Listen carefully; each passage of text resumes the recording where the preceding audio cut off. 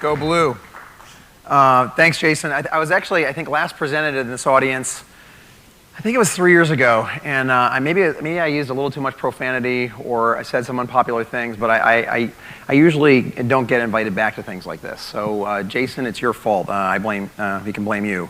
I want to keep it clean, okay? But I'm going to tell you some things that you may not want to hear, but I'm here to make you think. I'm not going to pretend to know exactly where all these things are going, but my job at Morgan Stanley and the auto team is to tell the story of industry disruption and to try to raise awareness, not panic, but awareness, and to try to get people to think differently about where the industry is going. Let's kind of get into this here, see if this works. The two biggest trends in the auto industry, without question in our mind, are the shared economy and autonomous driving, the combination of which we refer to as shared autonomy. Pardon, this is, give this a second. Shared autonomy. When we take these two trends, can I wander? Okay, yeah, this is a little bit better. I can see you guys.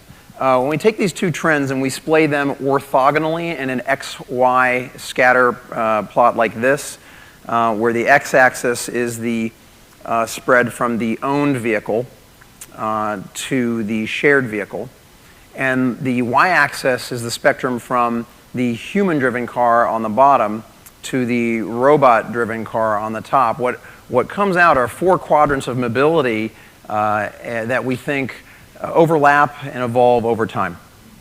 The first quadrant on the lower left should look familiar to you. It would also look familiar to Henry Ford 110 years ago. That's basically where we are today, where we've been 100 years. You own your vehicle, you drive your vehicle. There's essentially no computer technology in the vehicle. The business model is virtually unchanged from when from the time that these devices have hit us. Okay. Yes, you can research vehicle inventory on the web, and dealers post the stuff. These are not changes to the model. These are just accoutrements. All right. These are features to kind of help the existing model. If I could materialize Henry Ford here right now, and I walked around the world and showed him the iPhone and took him to the International Space Station and human genome and particle colliders and everything, he'd say, "Where are the cars?" And if I showed him and I won't name names, but I showed him an average 2016 model year new car, I think he may be like, "What the hell have you been doing for 100 years? Seriously. Seriously, what have you been doing?" Let's move all the way to the lower right-hand corner. The lower right is essentially taking some very basic cell phone technology and some not too sophisticated software, and voila, you give birth to shared mobility. You're still driving. There's still humans driving the car, but you're getting consumers used to giving up control to another human being, and you have these types of models. I won't even name them, but tens and tens or perhaps hundreds of billions of capital, mostly in the private arena, chasing this field of shared mobility. The upper left corner we call owned autonomy. That is, let's say, technology for drivers to help you running over children, to skip roping in the middle of the street. The business model is unchanged. Detroit desperately wants to go this way. Okay, please keep owning your car. Please keep buying them the way you've always bought them and the quantities you buy them. And we'll just sell autonomous features just like, the way we did ABS brakes and 8-track cassettes, right? Don't go too fast. We'll use these sensors, algorithms, mechatronics, software, and we can make even more money. So this is a wonderful thing for us. That's the upper left corner. And you see some tech-enabling firms like these names here kind of getting into that arena. But then there's quadrant 4, which we refer to as Autopia, which seems like a moonshot. That is the moonshot. These roving fleets of connected, robot-driven taxis available in seconds on your smartphone. This is when we call autonomous pods, position on demand as a service, where what used to be known as private transportation becomes the realm of on-demand public transportation. Okay, that might seem very futuristic, and perhaps it is. When the average mile traveled is considered delivered this way. But we think very soon as this year, in fact, as soon as the first half of this year, 2016, we think you're going to see announcements from very well-capitalized tech firms picking a major U.S. city, for example, to actually announce a fleeting of maybe 50, maybe a couple hundred cars without steering wheels operated on public roads, slow speed, geographically limited. You might say it's cheating. It'll be a virtually irrelevant percentage of total miles traveled, except it's going to be a moment. It's going to be a wrinkle of disruption that's actually happening in a city that you can do. It might be a novelty, but as they collect that data, it's going to get a lot of attention. We think all 4 quadrants happen over time, but the upper right one is the one I want to spend a little more time talking about because it's attracting the likes of these companies here, which have some resource advantages. Let's say they could run these businesses at a loss for a very long time before getting more serious. What the arrows mean is the more you move to the right, the more an asset is shared. It is meant to be autonomous to get rid of the human driver. You let the CEOs of these companies describe that to you. And the more you have a robot driving, the more that vehicle should be shared. So any evolution in one axis fosters the evolution of the other, we believe. Let's move on a little bit here, and I want to save time for the Q&A. If you ask a traditional auto analyst, and this is the important thing, and the Detroit Auto Show has suddenly become this autonomous, shared, cloud-based AI robotics show, right? Guys, I know this is going to sound a little harsh. I'm not even going to Kobo. I've been coming to Detroit for 20 years. I'm not going to Kobo because it's a waste of my time. Sorry. It doesn't help. Now, we have different jobs. But for my job, okay, talking to investors about how to allocate capital and what to do, it doesn't help me anymore, folks. It doesn't help me. I'm not going. This is important to me, not there. You ask a traditional auto company, auto analyst, how do you define the addressable market? And they'll say something that's going to sound familiar to you. 80 million cars, $19,000 a car, $1.5 trillion. That's 2% of GDP. That's a big number, 1.5 trillion. You ask Google or Apple how big the market is, and they say, well, it's 10 trillion miles. We know this. At around $1 a mile, that excludes the value of your time, for around $10 trillion. Okay, that's about 14% of the GDP. 10 trillion miles. 10 trillion miles. Now, guys, we know the 10 trillion miles. Let me go back to the 10 trillion for a second. For those astronomers, any astronomers out there? Any readers of Carl Sagan, Isaac Asimov, this kind of things, right? Okay. Light travels at 186,000 miles a second. The world's 10 trillion cars, the world's 1 billion cars at 10,000 miles per car travel 317,000 miles a second. What do I mean by that? 10 trillion is 1.7 light years, folks. It's pretty unusual for me to stand up here and describe a physical business in astronomical terms without being accused of gross exaggeration. But in the case of the auto industry, I am not freaking exaggerating. This is an astronomical business.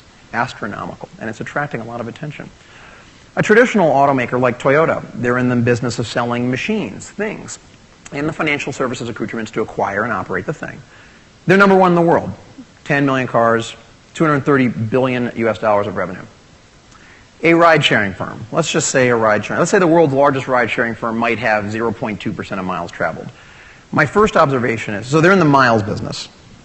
Let's say that they were here and had some really audacious target like, we're going to go for 1.5% share of miles traveled. Something just insane, like 1.5% share. That's 150 billion miles at around $1.50 a mile, which of course includes the chauffeur value, the value of your time. That's a 225 billion revenue company. Okay? It took Toyota 70 years from the ashes of post-war Japan to become a 230 billion revenue company. How long do you think it'll take a firm in the business of miles, the bundled mile, to get to be as big as Toyota by revenue? What side of 7 years do you want to take? Probably not 70, right? All right. When you're in the miles business, it's a bundled concept. Okay? It's not just the cars sold in that year. It's all the cars in the bathtub as well, not just the new water entering the bathtub. And not just the depreciation of the finance or a 3-year warranty, but fuel. Okay? 500 billion gallons of gasoline. $500 billion of property and casualty insurance market. It's 45% of the global property and casualty insurance market. All these things bundled in. A couple other concepts I want to hit on before we get Jason up here and then to grill me. I'm going to go through this quickly. EVs actually are affected by the shared economy and autonomous driving. To be very simple about this, EVs have bombed, let's face it. They were bombing even at $4 gas, forget $1.50 gas. And the reason is the payback's terrible, okay? We calculate, if you save 4 cents a mile and you drive 10,000 miles a year, you'll save $400. That might buy you dinner at whatever, and you get you a nice steak dinner for 2 in Detroit or something like that, okay? Okay, maybe for 4 in Detroit, all right? That's a 28.5-year payback. I mean, well, you can get, it's a great value here. Come on. It's great value. And it's probably a better steak than where I'm from. Certainly better service. So look, if I'm going to save $400 a year, but I got to pay $12,500 for a battery for that privilege, that's a 28.5-year payback. So if I got an EV for my bar mitzvah in the summer of 1987, I would just now be cresting my payback. More realistically, I would have scrapped the car about 2 or 3 times. Doesn't work. But what if I drive the car 6 hours a day, and I'm a professional fleet? Well, my payback got to 4.6 years. What if I drive it 100,000 miles a year? Okay, 2.8 years. What if at the same time battery costs come down 50%? All right, now my payback's 18 months. Now I'm working. All right? That works. But here's the last concept I want to leave you with. 10 trillion miles. We know this. 3.2 trillion in the United States, probably 3.3, 3 trillion in Europe. China just crested 1 trillion. That doubles in the next 5 years. We know this. We kind of have a good idea of this, too. So then, therefore, we know this. 400 billion hours, driver hours spent behind the wheel. What's the value of 400 billion hours? Now, that excludes the 0.55 passengers in the car. We know occupancy rates. And by the way, we all know that cars are only used 4% of a day, but on a seat mile basis, if you put your aircraft hat or your airline hat on, that's about a 1.5% seat mile utilization. I'll let you contemplate that. But what's the value of time? Listen, GDP per capita per waking hour is around $1.80, but that includes all 7.2 billion people in the world, all of sub-Saharan Africa, all infants and children in the world, my 10-month-old, people that don't own and operate cars. If you do GDP per capita of the very fortunate car-owning population, which is 1 billion out of 7.2, or 14% of people. I'm sorry if I'm going too fast here. Think of a normal distribution curve and the richest 14% of that curve. It ain't $1.80 an hour. It's going to be something more like $10 an hour. That's subjective. I'll let you do your own math. Talk to MIT, whatever. You're going to get around there, okay? That's $4 trillion. Here's what this means. If you're Apple or Google or whatever, fill in the blank, you could get into the transportation business at a loss or at cost just to get access to that time. What if Apple said, we want 5% of that $4 trillion? We want to turn cars into mobile Apple stores. Not just mobile Apple stores, your mobile Apple stores, immersed in a world of media and connecting with friends and content and experiences. Have a snooze, whatever. Anything but do this and trying not to die. Once that's liberated, we liberate that. 5% of 4 trillion, 200 billion, 20% margin, 40 billion, 20 times earnings, 800 billion. Apple could, I just threw a lot of numbers out there. I didn't discount it.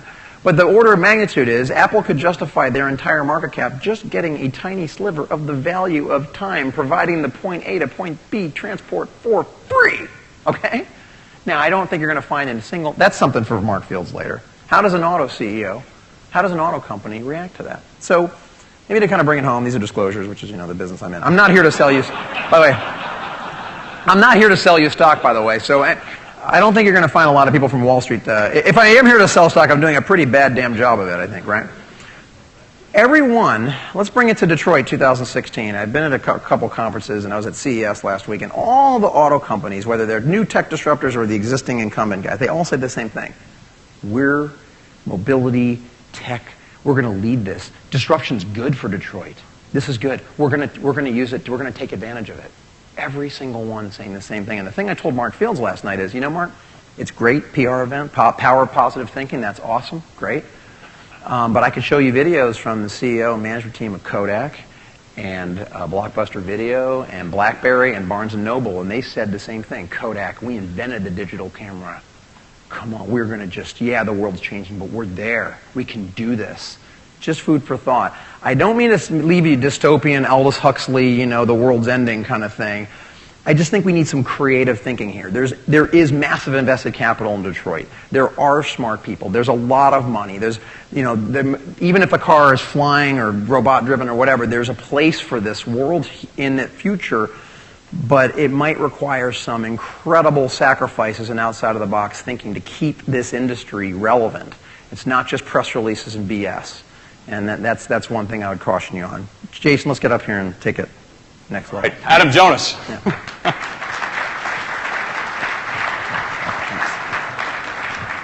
Entertaining as always. Okay. We were going to do this at the auto show, but I figured it was a waste of time. Let's do it here. Sorry. What'd you think of the Chevy Bolt, speaking of the auto show? That's a game changer, isn't it? No. No, it's not. It's actually it's not difficult to make an EV, in fact. I think there's probably 10, with all due respect, there's a number of Chinese firms that could probably make the Bolt. If GM can make money on the Bolt, that would be a game changer, but that remains to be seen. So I think that was an effort to say, listen, we can do it.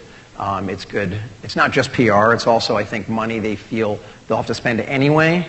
And this is going to sound a little cynical, but the California ZEV credit legislation is driving a big part of this. And I'm not saying this is the only reason why they did the Bolt. I think there's long-term thinking at GM recognition. But I think one possible avenue is if these rules that are not going to be met, okay, these standards are not going to be met. When California's like, GM, what's the deal? Come on, you're not even close to your ZEV credit, getting your ZEV credits. They're like, listen, we made this car. It's on sale for $35,000. Nobody wants to freaking buy it. So I think it's more like we need to drop a bomb on these rules and recast. So that's kind of a hedge as well. So you're not big on EVs? I'm big on EVs. I'm not big on personal use of EVs for the payback period that I'm talking about. I don't think you can make strong economic grounds, especially even at $4 gas for EVs. But if used in a shared ecosystem where you could get higher than 2 or 3% utilization, then I am big on EVs. So the two kind of go together. So your advice to Carlos Ghosn would be what? Because he's bet the farm on this, right? I actually met with Carlos recently, and Carlos is a very talented manager, and I think he's got vision, and I think that, he has to try. Even if those efforts fail, you have to kind of hopefully fail fast and then recast. I would say that I think the go-to-market strategy has to involve miles rather than units sold in a retail context. That would be my advice. And Mr. Musk? Because EVs, my advice to Mr. Musk, I've written this, and I'm bullish on Tesla Motors, but Tesla has not been disruptive. Elon gets a lot of credit for he's disrupting the auto industry. All right, listen, I get a lot of board members, a lot of auto CEOs want to talk to me about Tesla, so it's disrupted people's, the auto industry sleeping at night perhaps a bit, but it hasn't disrupted the model. 0 to 60 in 2.5 seconds with an electric motor is not disruptive. It's fun. It's not disruptive. So my advice to Elon, if you were asking that question, is you have no future selling $100,000 cars to rich people using them 2% of a day. So what's your move, Elon? And I think he's going to have to do something different. What does he say to you when you say that? He doesn't answer my questions. I know the feeling. Well, I told him you can tell more from the non-answer than from the answer, and I genuinely ask questions that I know aren't going to be answered just to listen to count the seconds and just enjoy the silence. Mike Jackson told this crowd yesterday that we've hit a plateau. We're all on the plateau, and the industry cannot, after having grown, it cannot get out of the way of itself in a plateau. It doesn't know how to handle a plateau and will inevitably lead to a decline. Your thought? Well, first, I love Mike. I have man lust for Mike Jackson. That guy just... Who doesn't? He just goes out there and just says all the stuff that everyone's thinking and doesn't want to hear, and he says, and you're like, God, why do you say it? He's in a different business, first of all. So, Mike Jackson can go out and say those things and even be more negative than the line of scrimmage right now because maybe he's trying to buy that dealer group across the street. Or he's got a business that, I'm right, I heard some laughter there, it's true. He's in a different business. So we've written about the car dealer model. What is the role of a car dealer in an autonomous world? You're not dealing anything. You're 100% service business. So it means in your Autopia, it's not there. So, right? but you need service. So you'll still need the real estate and the service skill to vacuum up the vomit from the back of an autonomous Uber or something, right? So I'm sorry, it may not be the most glorifying existence, but at least it's something, right? So listen, I think you asked about something shorter term. I did. We think we're clearly deep down the path of the largest auto credit bubble ever. It wasn't allowed to fully mushroom because the housing bubble stopped it from happening. Mm-hmm. So these are near, we asked a car dealer, how would you describe credit conditions? And one of the more memorable responses was, it's pink fluffy unicorns dancing on rainbows. Okay. Maybe that's not how all of you feel, but almost perfect. And there are some behaviors that are pulling forward volume, pricing, and mix from the future, and it just might mean it exacerbates the downturn when, not if, when it happens. When is that, Adam? When? If I knew the answer to that, I'd at least be, carrying someone's briefcase out here instead of being a talking head. It's going to be I can't give you a point year. Okay. It's going to be the moment when the collective financial services community, either the captive or the third parties, wake up on a whatever morning and said, I feel a little less good today about yesterday. I would watch the asset-backed securitization market very closely. That's like the crack cocaine of the new, used This is what happened 10 years ago. Mm-hmm. Except this time around, I hear people in the auto lending community say things like, well, we learned that people always pay their loans on time, right? You can't, you can't drive your house. You can sleep in your car, but you can't drive your house. And if anything, auto loan characteristics are better than ever. And so you're starting to have this, like, where did I hear that last time? Oh, housing bubble. So I fear that some structures and habits are being built along, well, auto credit's going to be there forever. And of course, that's ludicrous, isn't it? It is. Margin pressure, obviously, for everybody then coming. I mean, this is what varying degrees. Mr. Jackson talked about as well. Well, it depends what part of the chain you're doing. Yeah. I like to use the corollary. We imagine an Apple car, right? And whether Apple makes a car or not doesn't matter. Even if there's a Foxconn of autos, we think there will be a Foxconn of autos, or many. Maybe Foxconn's the Foxconn of autos.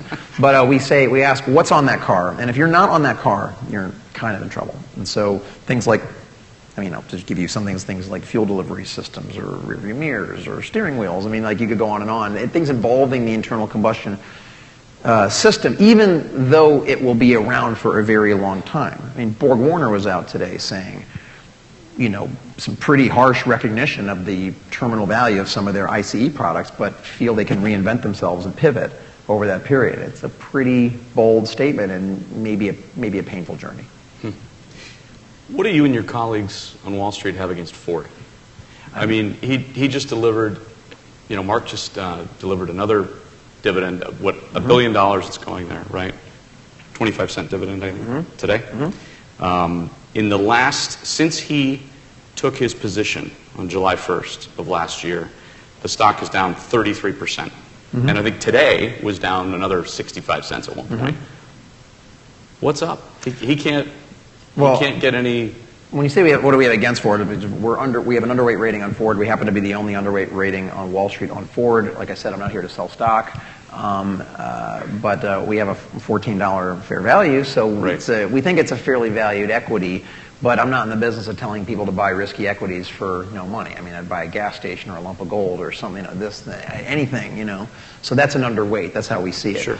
They're just caught up in this. Ford, I think. They're caught up in what? They're caught up in.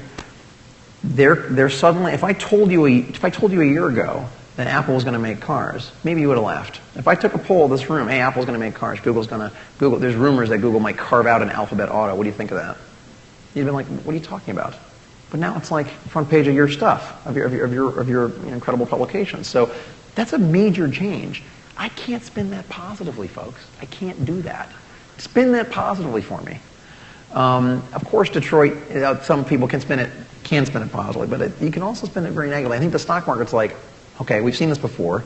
This industry is incredibly ripe for disruption, and the disruption is probably not going to come from the 100-year mechanical base. So they don't believe in the legacy. The legacy is weighing them down. There is a mechanical legacy and there's a business model legacy that is relevant, but the car of the future is 60% or 80% software and content. It's a skill set that it is untested at best, and more likely difficult for them to attract and retain the right talent here. Then you combine that with things like bigger risks, bigger questions on China, where Ford gets around 20 or 30% of their profit.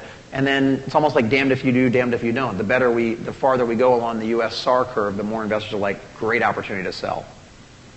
Ford's doing BMW margins, and the stock market's just like, I just can't buy that. Yeah, it's 9.5% or 10% today. I can't buy that. That's why record year again. Yeah. Okay. They stand up. Both Ford was saying that their break even is 10 or like 11 million units. And in that calculation, they hold pricing flat. Now, you tell me an environment where U.S. auto sales go from 18 to 11 with flat pricing. That just doesn't happen. No. But that's the kind of charts they show. Let's go a little bit around the world, then we'll go around some companies, and then we'll let you go. Europe, what's Europe's prognosis for 16? So when we go around, well, Europe's prognosis for 16 is, I think, in some ways the way it has always been. It's the most structurally challenged market in the world, most politically, in some ways, most politically challenged. We think the market growth is about 2 or 3%. It's entirely dependent on the ECB. And it means that Europe's in a place where it's a good year meaning the industry can break even. How much do you want to pay for a region where in a good year you break even? That's our prognosis for Europe this year. Mm-hmm. And China? China, our analysts are bullish on volume, but again, entirely dependent on government stimulus and tax stimulus to achieve it. And we think increasingly moving towards the local manufacturers who are actually making cars that, remember the first Chinese cars they used to show in Detroit? You could put your whole arm in some of those gaps. It was like, wow, I can feel the engine through the door. Now these things are like exportable. So China volume up 6 to 8%, but the bigger picture is, when does China go from a demand story to a supply story? Right. Russia. Irrelevant right now for a while. India. India is one of those markets we think goes straight, you know, like those sub-Saharan African countries went straight, they never had landlines, they went straight to cell towers. We think India goes straight to shared economy. 2% of the population owns cars, and we don't think that you ever get much more than that. You just go straight to, say, Uberization of that market. Not a relevant sales market. Brazil. Big market, a lot of ownership. Another year or so pain. I have no reason to believe we can't be down another 5 or 10%, but at least the comps are easy. Okay. At least the comps are easy. Yeah.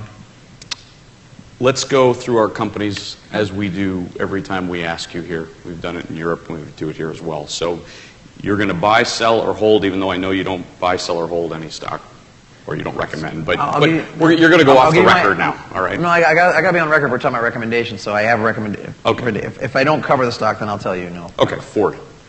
For sell. Sell. Yeah, I'd sell. FCA. Restricted. Smile. Smile or frown? I'm the only analyst in the world, I believe, restricted on Fiat Chrysler. So okay. That's just a fact. Sorry. How much longer are you going to be restricted? Boy, that's next question, please. Yeah.